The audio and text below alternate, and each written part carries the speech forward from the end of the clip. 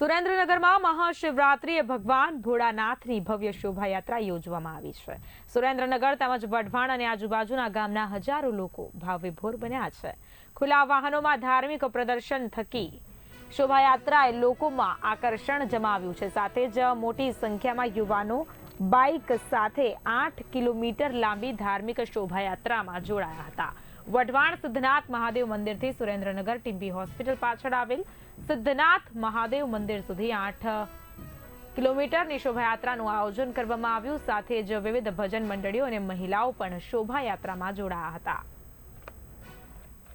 જે અમારા ભગવાન ઈષ્ટદેવ ભગવાન ભોળાનાથ સિદ્ધનાથ મહાદેવની 8મી શોભાયાત્રા છે। વચમાં કોરોના સમય દરમિયાન 1 વર્ષ બાકી રાખી હતી। અમારા 4 ગામ સુરેન્દ્રનગર, વઢવાણ, રતનપર, જોરાનગર અને આજુબાજુના ફરતા ગામના યુવાનો આ શોભાયાત્રામાં જોડાય છે। આ શોભાયાત્રા વઢવાણ સિદ્ધનાથ સોસાયટી રામ સોસાયટીની અંદરથી સિદ્ધનાથ મંદિરથી નીકળી વઢવાણની અંદર થઈ મેઇન રોડ ઉપરથી એવરેજ 8 કિલોમીટર લાંબી અમારી શોભાયાત્રા છે। 3500 બાઇક હતા, 15 ટ્રેક્ટર હતા, ગાડીઓ હતી, 3 ડીજે હતા। આશરે 3500 લોકોએ આ શોભાયાત્રામાં આખા સુરેન્દ્રનગરને ધર્મમય વાતાવરણ બનાવ્યું।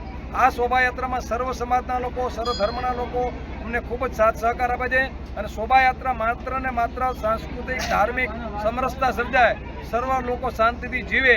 શિવ છે એ સર્વનો ભોળો ભગવાન છે, એમ અમારો સમાજ પણ ભોળો અને ભગવાન ભોળાનાથ બધાનું સારું ભલું કરે એવું અમારા યુવાનો દર વર્ષે આયોજન કરે છે। એટલે ખરેખર આખી મારી શોભાયાત્રાની જે શ્રેય છે અમારા 4 ગામના યુવાનોને